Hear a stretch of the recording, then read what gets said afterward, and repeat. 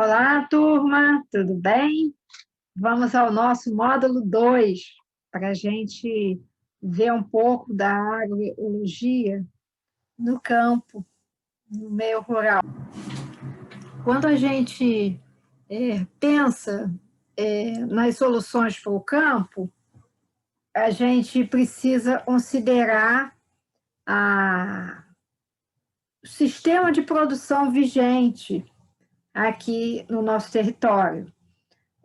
O sistema de produção vigente é o modelo de agricultura monocultural. A agricultura em larga escala, ela é monocultural, ela promove o plantio da mesma espécie em grandes áreas do território.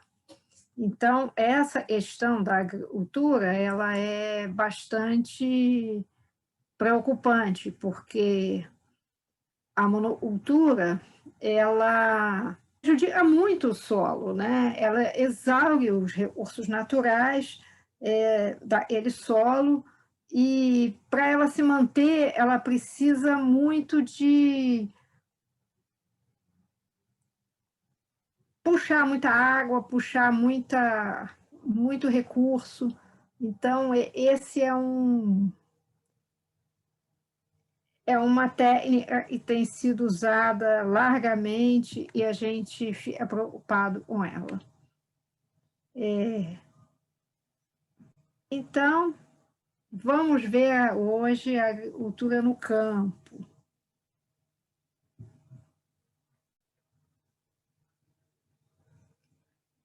O modelo agrícola atual, como eu estava comentando com vocês, é a agricultura entrópica, que a cada ciclo o sistema perde energia, o solo empobrece e precisa de mais aporte de nutrientes externos.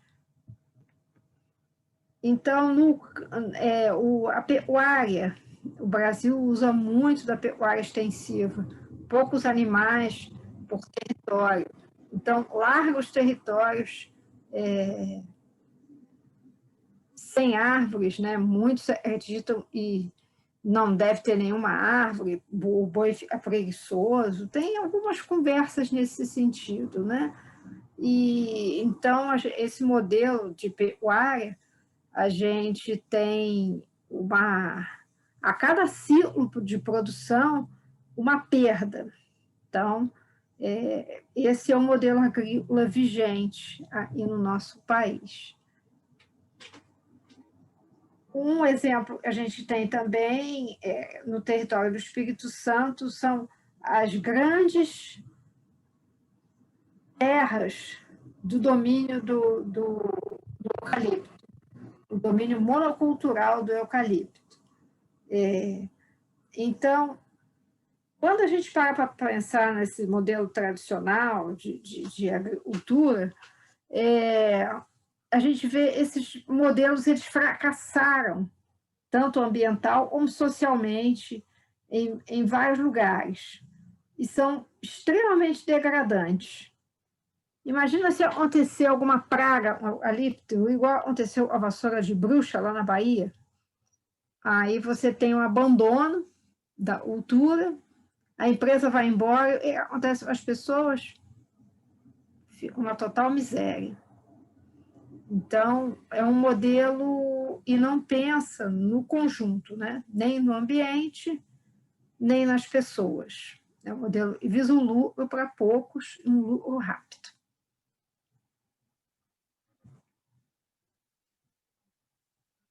Mas existem alternativas que a gente pode usar a agricultura. Uma outra coisa que eu não comentei é o aporte enorme de água e os sistemas produtivos do agronegócio consomem, né? Não sei se vocês já viram o que é um pivô central. É uma haste e gira e bombeia uma quantidade muito grande de água para o sistema de plantação. Então, quando você é feito isso em larga escala, você consome uma quantidade de água enorme. Então, vamos ver agora um pouco dos sistemas alternativos. A busca por um modelo em equilíbrio e levou esses sistemas a serem implementados. Desde os anos 80, a gente tem muito conversado sobre agriculturas alternativas, agricultura de vários tipos de agricultura e vem chegando no século XX. Os sistemas agrícolas alternativos, chamados coletivamente de agroecologia ou agrofloresta, visam o equilíbrio entre as plantas, o solo, os nutrientes, a luz solar, a umidade. Existem micro-organismos no solo. E uma busca pela autonomia dos agricultores. Esse modelo da agrofloresta, os sistemas agroflorestais, eles também se preocupam com a autonomia do território, do agricultor, e o agricultor ter o direito à sua soberania alimentar, ele ter direito ao seu próprio alimento e ficar liberto da escravidão das sementes, por exemplo, das sementes geneticamente modificadas, e a planta não gera elas sementes, então ele tem comprando pacote de insumo, pacote de sementes, então ele fica completamente dependente dessa fonte de sementes geneticamente modificadas. Então, é um modelo e gera essa autonomia. Então, ele veio para contrapor ao sistema tradicional, que é o mais empregado, o mais utilizado no território.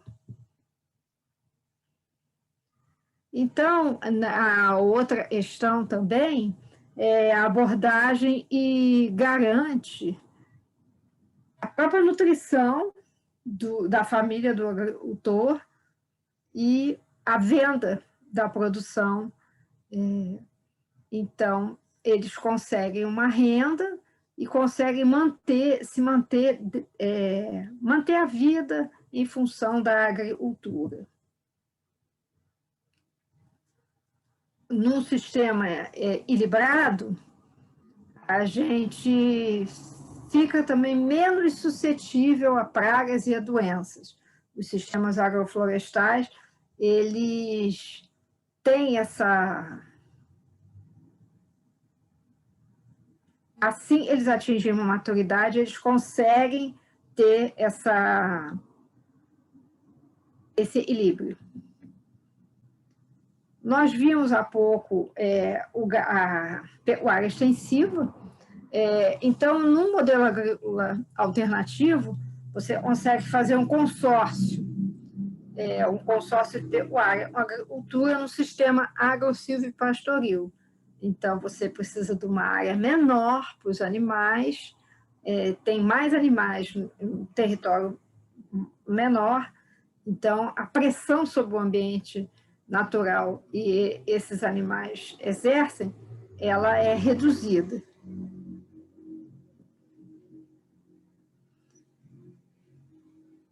Vamos ver um pouquinho do manejo do solo. A gente, quando pensa no solo, o solo ele é a base, os pés, a sustentação das plantas que estão ali no sistema. Então, muito da intuição do agricultor vai ajudar a fazer o manejo correto desse solo. Então, justamente essa intuição é chave nesse processo. Quando a gente pensa em solos bem estruturados, a gente pensa em algumas coisas que você precisa no solo como dizia a Ana Maria Primavera, né? Ela estabelecia muito um conjunto de premissas que o solo deve ter para você conseguir um solo saudável, né? Então, solos bem estruturados, com micro-organismos, um solo bem aerado, fertilizado. Então, essa biodiversidade do solo ajuda na estabilidade da produção biológica. Cada organismo do solo tem um papel funcional para a questão de nutrientes. A proteção contra eventos climáticos severos, excesso de chuva, de vento, evita a erosão. Então, também você tem um solo estruturado, também você ajuda a manter a estabilidade do seu sistema. Um bom desenvolvimento das raízes é desejável. O sistema radicular abundante, ele também promove a saúde do solo. E, por último, a própria confiança do agricultor no que ele está fazendo. Ele vai se sentir livre para a tomada de decisões quanto ao manejo e à recuperação daquela terra.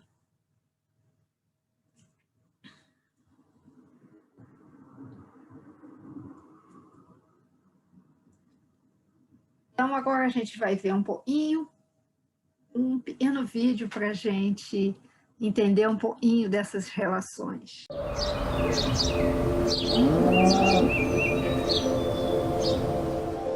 A agricultura convencional vê o solo como uma esponja, como uma coisa morta, como uma massa inerte, na qual ele vai depositar alguns nutrientes, e a planta é uma espécie de uma máquina que processa esses nutrientes e devolve para ele uma espécie de alimento. Então o solo é uma coisa que não existe, o solo é irrelevante no processo da agricultura convencional.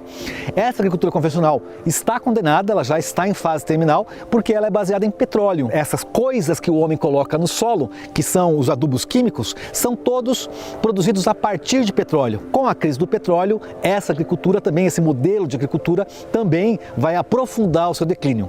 Além disso, esse tipo de agricultura gera uma planta fraca, uma planta que não conseguiu sintetizar no seu processo de formação uma cadeia complexa de nutrientes que faça com que ela seja uma planta rica. As plantas produzidas no processo da agricultura convencional são ocas, elas são apenas nitrogênio, fósforo e potássio.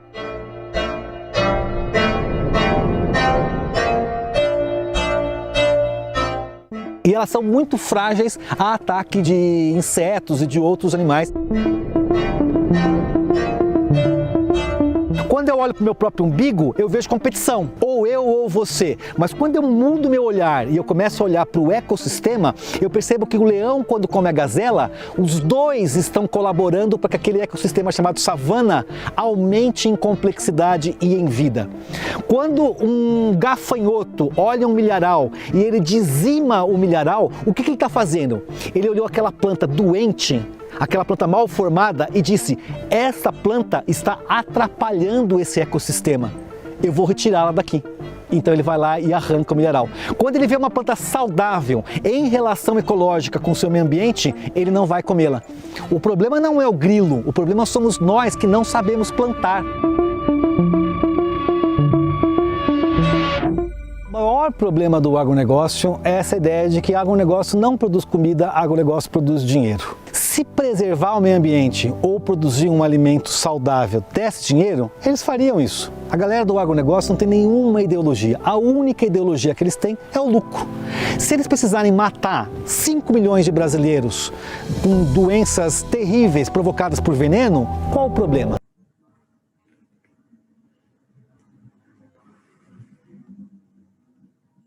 Agora vamos ver mais um pouco. Vamos ver. Vocês já pararam para pensar e tem um monte de nomes? Agrofloresta, agroecologia, permacultura, agricultura sintrópica, orgânicos.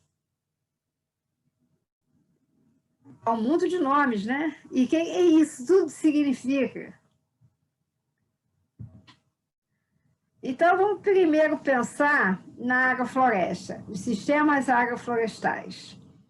Os sistemas agroflorestais ou vieram muito o nome original eram sistemas agro-silvipastoris, porque você considera também o sistema de pastagem, a pecuária, então você integra tudo.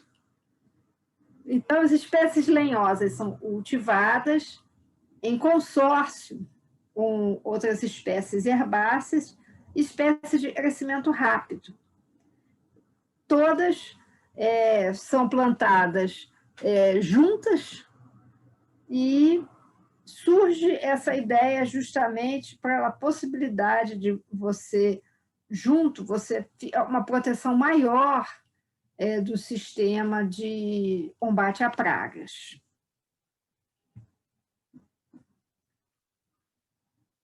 Uma modalidade da agrofloresta é justamente a agricultura sintrópica. A agricultura sintrópica ela vem como uma especialização da técnica da agrofloresta, no sentido de você estar sempre buscando uma solução biodiversa, tentando acelerar os processos de ganho energético no sistema. Então, para conseguir uma floresta produtiva. Aqui uma imagem do sítio Semente, em Brasília, quando ele estava sendo implementado, bem no iniciozinho, numa área degradada, começou, no meio do cerrado, começou a plantar e começou a fazer uma agrofloresta nesse território. Então, nem toda agrofloresta é sintrópica, isso é muito importante a gente perceber essa diferença, né? Os sistemas agroflorestais, eles podem ser um consórcio agrícola, mas, no caso, a agricultura sintrópica ela é livre de veneno e de insumos. O que caracteriza a agricultura sintrópica ela planta tudo junto, misturado, e não usa nenhum elemento externo ao sistema. Então, a poda e vai ser o combustível da transformação. À medida que você poda e joga os galhos picados de volta ao solo, você vai nutrindo e a cada ciclo a colheita vai ser melhor, o solo vai se estruturando mais. Então, trabalha muito com a sucessão ecológica e que o sistema vai do simples para o complexo. Então, a complexidade da vida vai acontecendo a cada ciclo produtivo. Essa é a agricultura sintrópica, é justamente o sistema que a gente está usando aqui para fazer o plantio em terra urbana, né? Então, a gente apresenta para vocês essa agricultura sintrópica.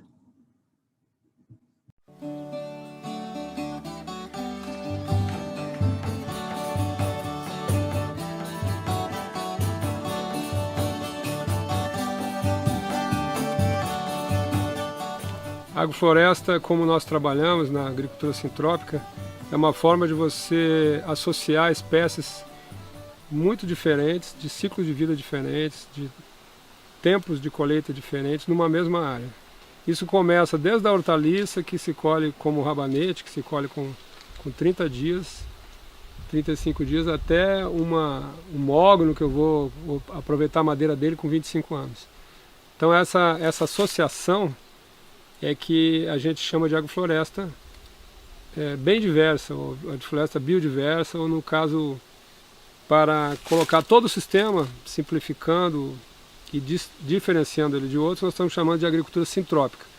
Que eu também assim, explico esse nome, agricultura sintrópica, falando que é uma forma de você colocar os conceitos da agroecologia todos juntos na prática, né? Então essa agroecologia, ela se distingue da agricultura orgânica, por exemplo, porque ela tem um passo a mais, que se chama redesenho. O redesenho na agroecologia é você perceber como é que é o ambiente que você está trabalhando, e para que você tenha permanência nele, para que você possa permanecer incluído nele durante muitos anos ou séculos, você precisa redesenhar a agricultura que era feita ali. Então esse redesenho, a agroecologia, assim, ela já prevê esse redesenho, porque ela também já estudou em sistemas muito antigos que a humanidade pôde sobreviver em ambientes durante séculos, né, ou até milênios, fazendo redesenhos muito inteligentes, como os arrozais da Tailândia, como os terraços dos Incas, e para dar alguns exemplos, né, bem conhecidos. Existem muitos outros sistemas tradicionais de agricultura que fizeram redesenhos inteligentes. Agora a agrofloresta tem uma vantagem, ao meu ver, que a grande parte do mundo é florestada, pequenas partes só próximo dos polos que não tem floresta, ou então no centro de desertos. E a gente pode usar a dinâmica da floresta a favor da agricultura. É isso que a gente pretende fazer e faz, né? E procura adaptar para cada lugar, para cada condição climática. O principal diferencial que eu vejo em termos da agricultura em geral é você mostrar que é possível trabalhar com a diversidade maior, né? Como a natureza faz. Quando você deixa de capinar um pedacinho desses aqui, vão surgir às vezes 30, 40 espécies. Então, com o tempo, né? Vamos dizer, com 2 anos. Tem um sistema lá que eu plantei na Embrapa, numa área degradada. Em 2 anos já tinha 54 espécies. Eu plantei só 36. Então entraram outras, né? Então a natureza faz isso o tempo todo. Então a gente mostrar que é possível trabalhar com a diversidade mais alta, você já está num caminho melhor.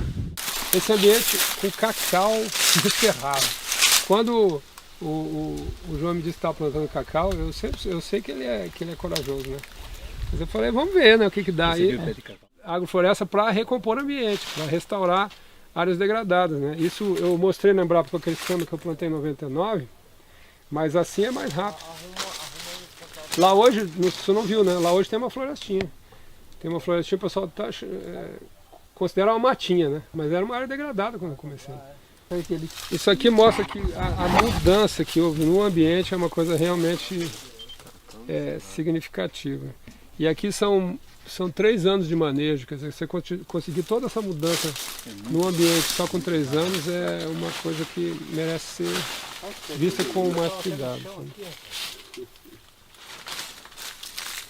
Não é por ser cacau, mas o que nós estamos vendo? Cacau, café, plantas exigentes, cítricos também são, não tanto quanto esses primeiros, mas são plantas exigentes. E também de água, né, como a bananeira, estão convivendo muito bem. E como funcionam os estratos? Bom, esse é um conceito às vezes difícil para quem não pensou nisso ainda, né? Mas a floresta tem degraus, como se fossem andares, né? Então os estratos são isso, por exemplo, o café. O café é uma planta de subbosque, ou seja, ele vive sob a sombra de árvores, né? Na natureza ele é assim. Então nós estamos trazendo o café para uma condição que é favorável a ele quando você planta também no subbosque. Ele vai ficar muito mais tempo produzindo bem e vivendo melhor quando ele estiver nessa condição, né? Ele tem menos estresse, tem mais condição de produzir mais com menos insumos. Da mesma forma, todas as outras espécies elas se organizam nessas camadas, que são de acordo com o ciclo de vida e principalmente com a necessidade de luz e de nutrientes de cada uma dessas espécies. Então aqui não sei se você pode mostrar para cá, Paulo. Aqui tem um bom exemplo de vários estratos, né? Lá em cima o eucalipto, estrato emergente, que é uma planta que vai precisar sempre de luz intensa. Ela não aceita ficar sombreada por nenhuma. O eucalipto vai ficar por cima de todos. Ele vai rapidamente subir. E isso tem plantas, inclusive, de ciclo curto que também são emergentes, como o milho. Ele não vai aceitar nenhuma espécie de sombreamento. Logo abaixo do eucalipto, aqui a copaíba. É uma planta de extrato alto. essa aqui. É uma planta de extrato alto, ou seja, ela fica com a parte da copa sempre no sol, mas ela aceita a convivência com outras bem próximas dela, no teto da floresta. Então ela ocupa o teto da floresta. Às vezes ela demora para chegar lá, ela vai se desenvolvendo até chegar no extrato alto. Ela não é tão exigente como o eucalipto de luminosidade. Aí tem plantas do extrato médio, como esses cítricos. Esses citros aqui, né? Os cítricos em geral são plantas de extrato médio. Então elas vão poder viver sob a copa de plantas do extrato alto e do extrato emergente. A bananeira também aqui ocupa o extrato médio. Bem que em alguns lugares ela está fazendo o papel de extrato alto, mas ela é do extrato médio, com a grande maioria das variedades. Depois nós temos o extrato baixo, que é onde está o cacau, onde está o café. São plantas que vão exigir sombra de outras. Exigem sombra de plantas do extrato alto principalmente. E emergente. E ainda tem o extrato rasteiro, que aqui praticamente não está ocupado, mas que pode ser aproveitado e deve ser melhor aproveitado nas nossas agroflorestas. Que aí você tem o aproveitamento completo da luz do sol.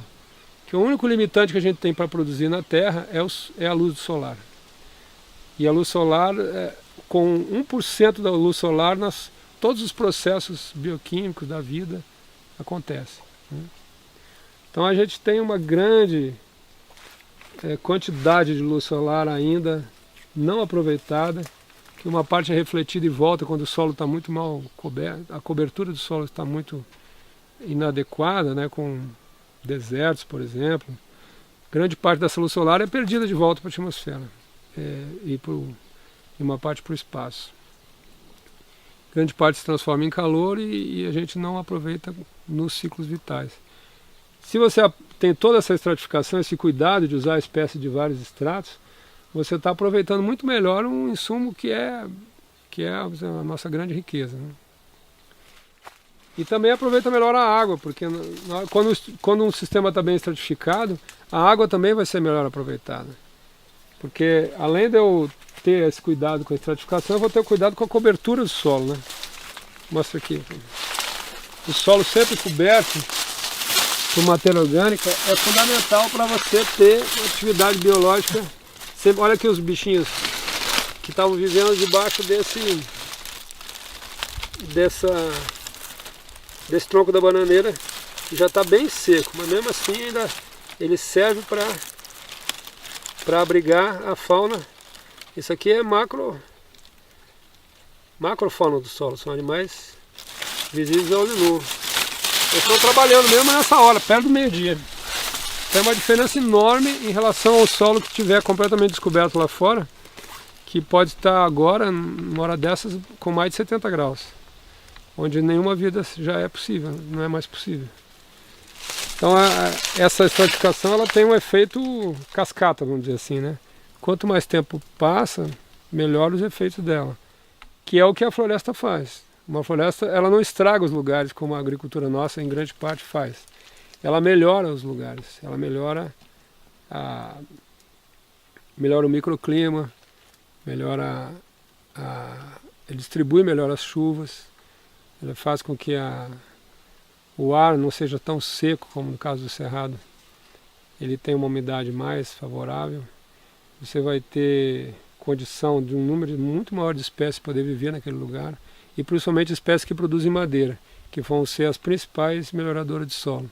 Quando uma árvore cresce, os galhos dela começam a cair, depois um vento derruba grande parte da copa, aquela madeira que vai para o chão é um dos principais insumos, vamos dizer assim, se a gente puder chamar de insumo, né, da natureza, para que a vida continue existindo. Ou seja, ela vai criar solo mais rico do que era anteriormente, né? E isso acontece sucessivamente ao longo do tempo. Em cada clareira que é formada, existe essa renovação, de sempre espécies mais exigentes poderem colonizar aquele lugar. Só que você vê o café, uma planta tão exigente, produzindo no meio da seca no cerrado.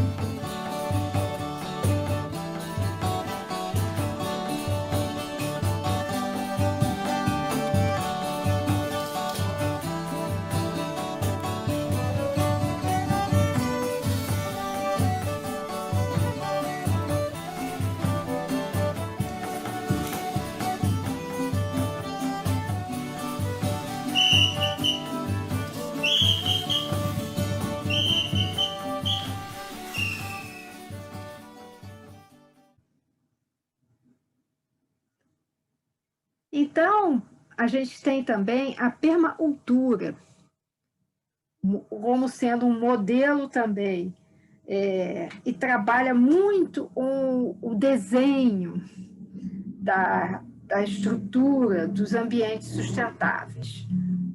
Então, ele trabalha com vários conceitos e vão desde a ocupação do terreno até a construção de estruturas mais elaboradas, como lagos, o sistema de irrigação e fertilização.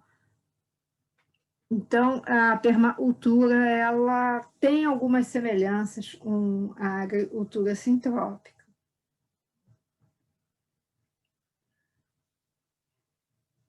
E os orgânicos, é claro, os orgânicos são os mais famosos. Como que a gente não vai falar deles, né? Como eu tinha falado anteriormente, na primeira aula de abertura sobre os orgânicos, a gente tem, e o orgânico, por base, ele devolve ao sistema tudo que lhe foi retirado. Então, ele tem todo um conjunto de exigências e as certificadoras imprimem, né, ao produtor de orgânicos, né? Ele, na realidade, o orgânico, ele trabalha a terra só com um pacote de insumos orgânicos. Então, a preocupação o uso do solo continua sendo com aporte de elementos externos. Então, ele é um pouco parecido com a agricultura tradicional, só que ao invés de usar veneno, ele usa adubos, tem os insumos também para poder manter o solo vivo e saudável. Então, é um outro modelo também e é bem difundido, né? E bastante exigente em termos de certificações, de normas. Então, esses são os orgânicos.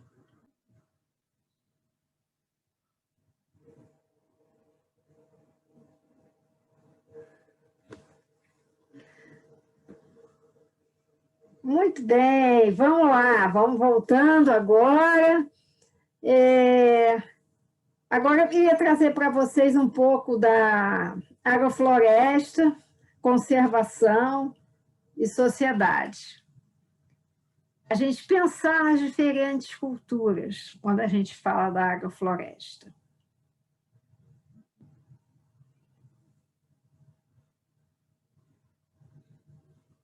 Primeiramente, vamos ver a questão da conservação. Quando a gente promove a implementação de um sistema agroflorestal, um sistema sintrópico, você está deixando de aportar para a sua plantação uma série de elementos estranhos àquele ambiente. Você não vai botar mais veneno, não vai botar mais fertilizante, tudo isso não vai mais entrar. Então, vamos ver por que isso daí é importante para a conservação. Quando você trabalha com espécies da fauna ameaçada, por exemplo, como é que você vai conservar essas espécies?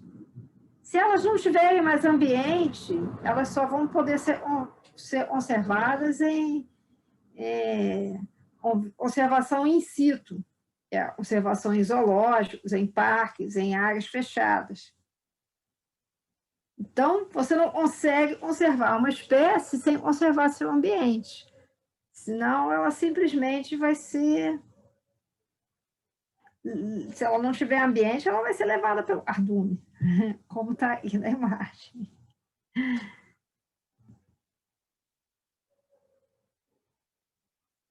Vamos tomar um exemplo, o bioma Mata Atlântica. É o bioma e boa parte da população brasileira vive. Muitos de nós vivemos na Mata Atlântica, eu inclusive. A Mata Atlântica, ela perdeu mais de 90% da sua vegetação original.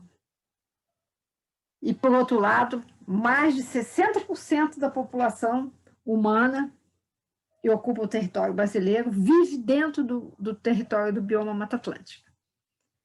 Então, se nas terras da Mata Atlântica tem tanta gente e retraiu tanto a vegetação, o que vocês acham?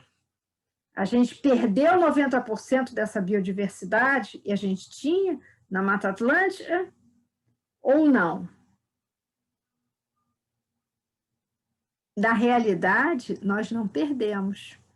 Essa biodiversidade, ela está dentro das terras protegidas.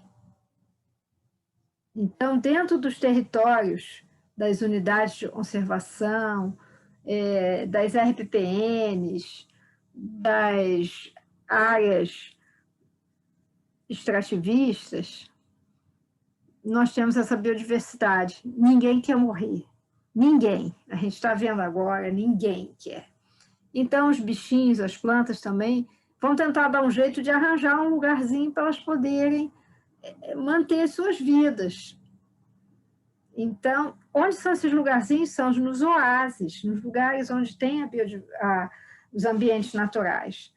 Então, se você consegue proteger esses ambientes, você consegue proteger a vida silvestre. Então, as zonas de amortecimento e as unidades de conservação, zonas de amortecimento são os territórios do entorno da área protegida. Então, quando você faz o desenho, você tem o contorno legal da terra protegida, e em volta desse contorno, você tem uma área considerada uma área tampão, uma zona de amortecimento. Se nessa zona de amortecimento, nesse território, você usá-lo para a prática solidária dos sistemas agroecológicos, você vai estar ampliando a área de vida dessa biodiversidade. Aves, por exemplo, podem sair da terra protegida e voar para fora, para se alimentar, para usar um abrigo, porque você não tem veneno, você não tem nada impeça ela de ampliar a sua área de vida.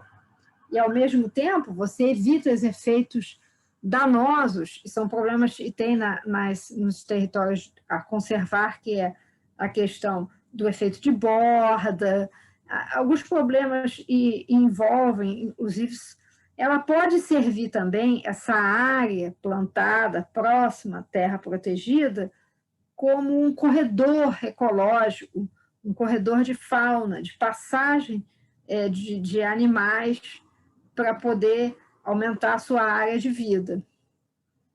Então, a prática dos sistemas agroflorestais, combinada com ações de conservação, ela é extremamente interessante, é muito positiva de ser praticada. Então, vamos defender essa ideia, vamos levar essas ideias aos gestores de áreas protegidas para ver se a gente consegue que esse princípio avance. Essa é uma ideia que a gente tem defendido muito nos nossos trabalhos.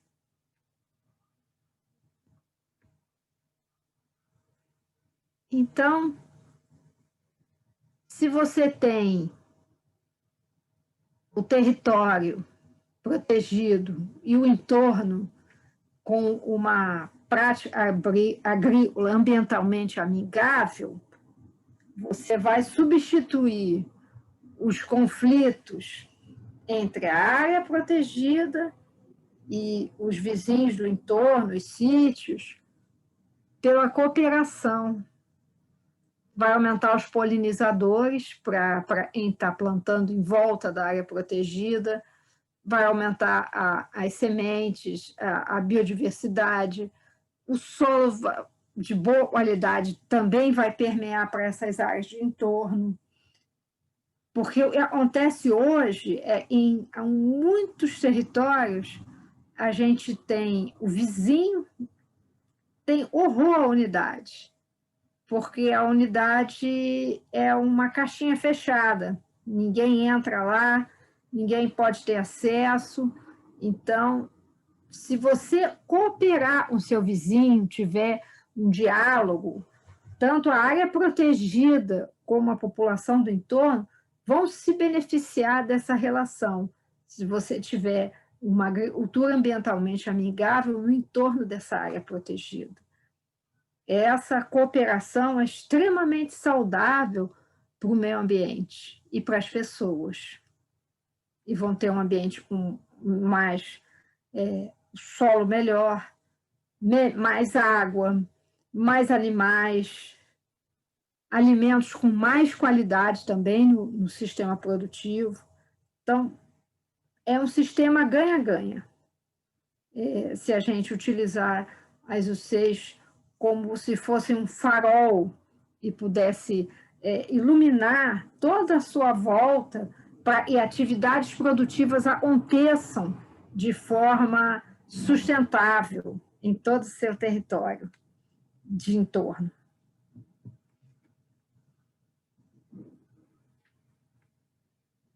Uma proposta de associação de pessoas com a terra protegida é a hipótese da permanência.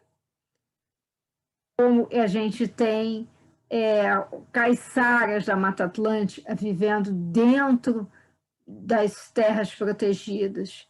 A gente tem indígenas Pataxó vivendo dentro das terras protegidas, como nós temos no Monte Pascal, os povos indígenas dentro do território da área protegida. Então, essa experiência da hipótese da permanência, ela foi construída como sendo um caminho possível para a busca da conservação ambiental. Se esses povos sempre viveram dentro do território, e o território está em estado de boa conservação, é porque eles souberam muito bem cuidar dele, né? Então, eles têm que sair, né? Não precisa sair, eles já estão lá, já estão preservando. Então, essa hipótese da permanência, essa ideia, ela trabalha muito nesse viés, e essas populações são guardiãs da floresta. E elas devem ficar ali. Essa é o princípio norteador da hipótese da permanência. Então, nesse livro, Agrofloresta, Ecologia de Sociedade, essa proposta ela é lançada. Então, leiam, é uma obra bem interessante e ilustrativa para vocês conversarem. Então, na visão da hipótese da permanência, a presença da população humana, ela sim pode ser benéfica. Então, a gente ter práticas agrícolas ambientalmente amigáveis, elas vão somar com as ações de conservação. Porque se você tiver uma agricultura de simbiose com a floresta, você vai ter um sistema produtivo, as pessoas vão ter o seu ganho e o meio ambiente preservado vai continuar ali como sempre esteve. Então, esse é um diferencial diante do que existe hoje para os critérios de proteção estão no SNUC, né, no Sistema Nacional de Unidades de Conservação. Considerar essa possibilidade de estabelecer essa hipótese da permanência para contribuir com ações de conservação.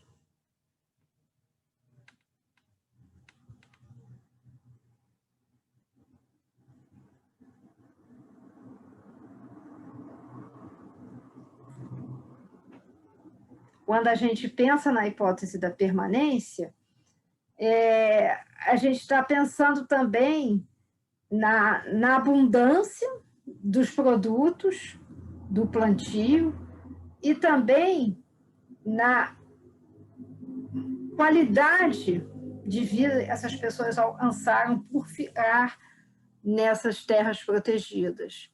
Então, essa ideia que traz essa hipótese da permanência.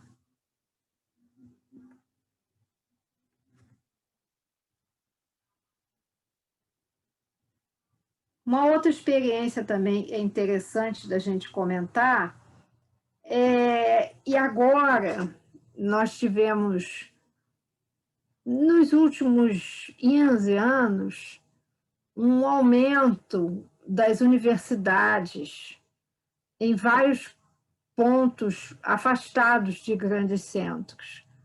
Nós temos universidades no Vale, a exemplo, né? No Vale do São Francisco, a gente tem universidades públicas. No Recôncavo da Bahia, a gente tem no Baixo Sul, no Vale do Jequitinhonha. No norte do Espírito Santo, nós temos universidade pública. Então, você não tem mais a universidade somente na capital. O que isso proporciona? Um acesso ao conhecimento por pessoas e não tinham essa possibilidade de poder alcançar o ensino superior. E hoje, passados cerca de 15 anos desse processo de implementação e criação de várias novas universidade no extremo sul da Bahia também, Porto Seguro, Teixeira de Freitas também tem. Então, vários pontos com formação de nível superior, e as pessoas desses lugares, e são bastante afastados da capital, terem acesso a esse ensino superior. Então, o que está acontecendo? As pessoas tiveram essa formação universitária e fizeram seus mestrados, seus doutorados, elas retornam agora para os seus territórios com conhecimento. Aqui, por exemplo, nesse exemplo da agrofloresta do Ilombo Tenondê, é um exemplo desse caso. Ela retornou da formação universitária e implementou uma agrofloresta. Vocês veem aí a imagem em 2010, 2012, quando foi implementado o sistema agroflorestal no território quilombola. Então, a filha do Ilombo retornou ao seu território com condições de promover uma mudança positiva na sua comunidade.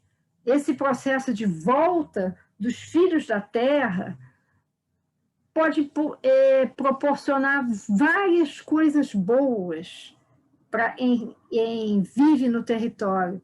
Porque aquela pessoa está retornando com uma formação, com uma base, um alicerce, e aquilo ali pode ser um farol para entrar no lugar.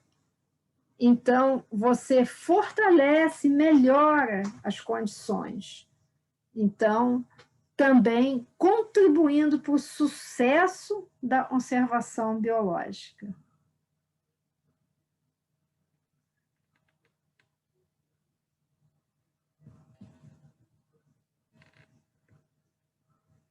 Quando a gente pensa em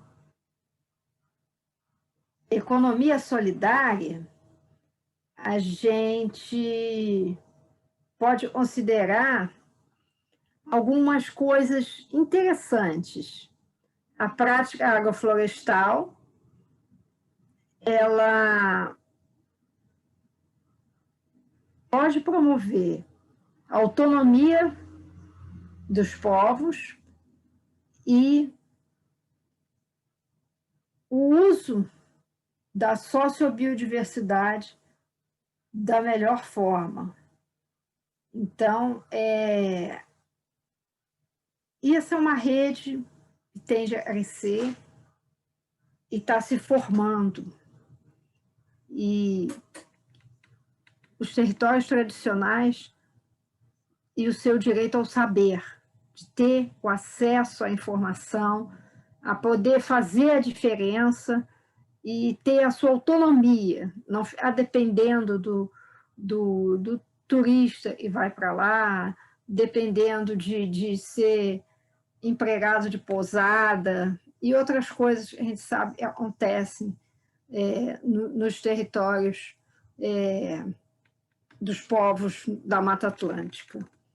Então, essa economia solidária, ela traz soberania alimentar, autonomia e empoderamento para os povos tradicionais.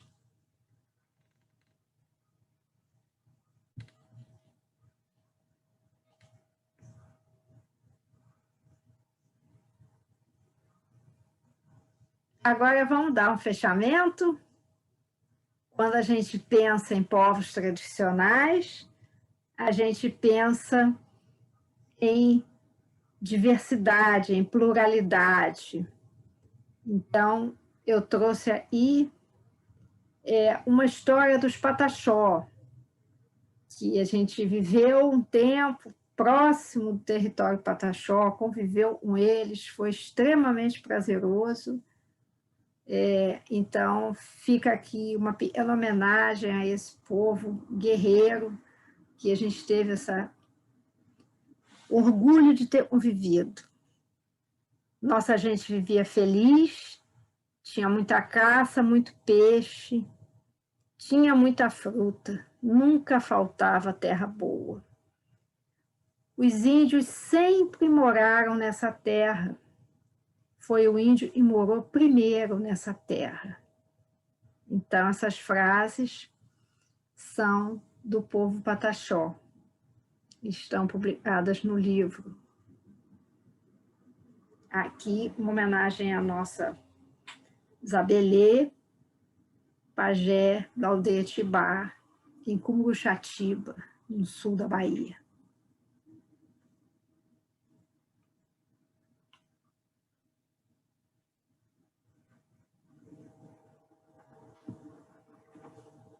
Um pensamento do dia, dessa vez, um pensamento feminino, da Fabiana Peneireiro, agrofloresteira, doutora, e promoveu vários cursos de agrofloresta no território da Mata Atlântica e da Amazônia, e tem curso online dela também, maravilhoso, e ela organizou em São Paulo. Então, ela deixa aí algumas palavras de incentivo para quem é o filho da terra e respeita a terra.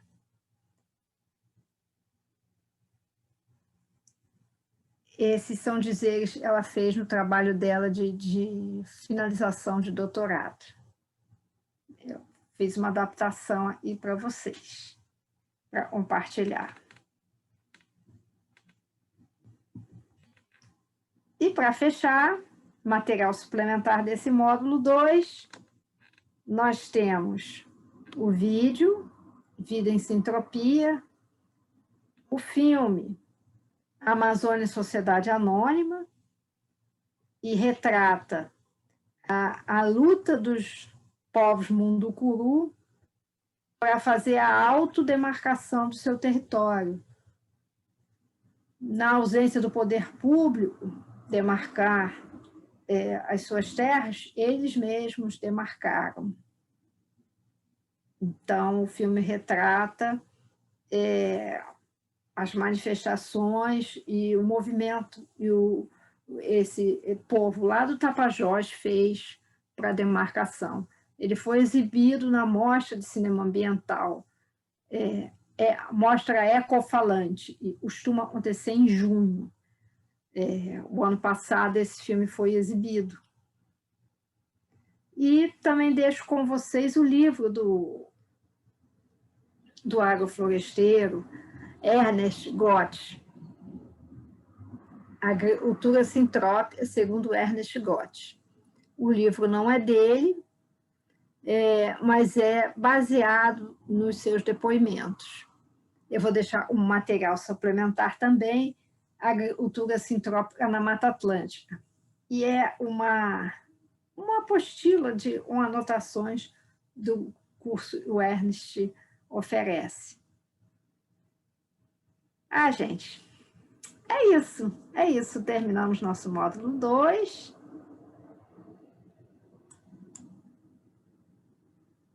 Eu quero agradecer a presença de vocês.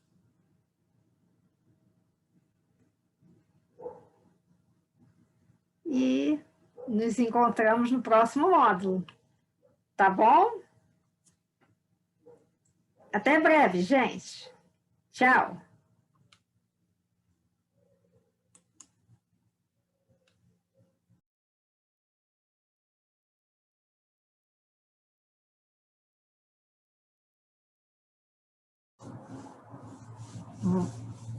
Mais um complemento. Nós temos um trabalho possível de ser realizado envolvendo o tipo, a ideia da agricultura sintrópica é não usar veneno, a simbiose com a floresta. Então, eu vou deixar com vocês agora um material que é um projeto que nós queremos desenvolver na região da Mata de Tabuleiro. E a gente está vibrando para que isso se torne realidade. Então, vou deixar com vocês o projeto, o videozinho que nós preparamos sobre o conteúdo dele. Vocês observarem, essa é uma ideia, ela pode ser replicada em outros territórios da nossa Mata Atlântica. Então, eu deixo com vocês essa nossa contribuição sobre a presença dos agricultores no entorno da área protegida para contribuir com uma melhoria do ambiente de uma forma geral. Vamos assistir? Entre o sul da Bahia e o norte do Espírito Santo, uma intensa mata se espalhava. Conhecida como Mata de Tabuleiro, é cortada pelo rio Itaúnas. Desde a metade do século XXII, essa paisagem vem sendo brutalmente modificada. Nos últimos anos, ciclos de seca e salinização indicam transição para um clima semiárido. O rio Itaúnas, junto à vila de Itaúnas, mal chega ao mar. A antiga floresta foi praticamente tomada pelo eucalipto, pela cana-de-açúcar e pelas extensas pastagens. No Vale do Itaúnas, 3 áreas protegidas, a Reserva Biológica do Córrego do Veado, a Rebio Córrego Grande e a Floresta Nacional do Rio Preto, abrigam as maiores matas preservadas, onde vivem várias espécies de peixes de riacho, ocultos sob a vegetação submersa. Tais fragmentos de mata são considerados pequenos oásis de conservação no meio de tamanha degradação. A pergunta que fica é: esses oásis bastam? Serão eles suficientes para a preservação das suas próprias espécies e das espécies dos seus entornos? O problema vai além da visível perda da mata e dos córregos. Nessas terras, comunidades ribeirinhas que praticam agricultura de subsistência e pesca dependem das águas do Itaúnas para viver. Estamos convencidos que, se não houver uma mudança em relação às práticas agrícolas, não será possível mudar a paisagem degradante que ora domina a região e que impede a vida digna de seus habitantes e seus ecossistemas. Nossa proposta é ajudar as UCs na conservação da biodiversidade e fortalecer socioambientalmente a região. Como as UCs estão muito pressionadas pela prática agrícola em seu entorno, não basta estudar os organismos aquáticos. É preciso restaurar os ambientes e dignificar a vida do trabalhador no campo. É preciso mudar de uma agricultura conflitiva para um modelo de agricultura que se beneficia da conservação. Será possível isso? A agricultura sintrópica nos mostra que sim, podemos revitalizar esses territórios. A agricultura sintrópica é um modelo que produz várias culturas ao mesmo tempo: hortaliças, frutas, sementes, madeira, junto enriquecendo o solo com a própria matéria verde gerada no sistema. A difusão dos sistemas agroflorestais entre os agricultores da região aparenta ser um caminho próspero para alcançar sucesso na recuperação dos rios e matas. O que vamos fazer é acompanhar esse processo de transformação, monitorar a fauna aquática, avaliar parâmetros da água e das espécies indicadoras de qualidade ambiental, fazendo o manejo necessário. Iremos também desenvolver um programa de comunicação, abrir um canal de diálogo envolvendo a Escola Agrícola vizinha Arrebio Córrego do Veado, bem como os agricultores do entorno das outras 3 UCs. Sobre como o manejo correto da agricultura evita o fogo na floresta. Sobre a melhora da qualidade e quantidade das águas. Sobre como pequenos peixes respondem a essas alterações benéficas em seus ambientes. Sobre como a agricultura pode ser capaz de mudar a vida das pessoas com alimento e fartura. E como sim, podemos recuperar áreas degradadas protegendo a Mata Atlântica de Tabuleiro e sua biodiversidade.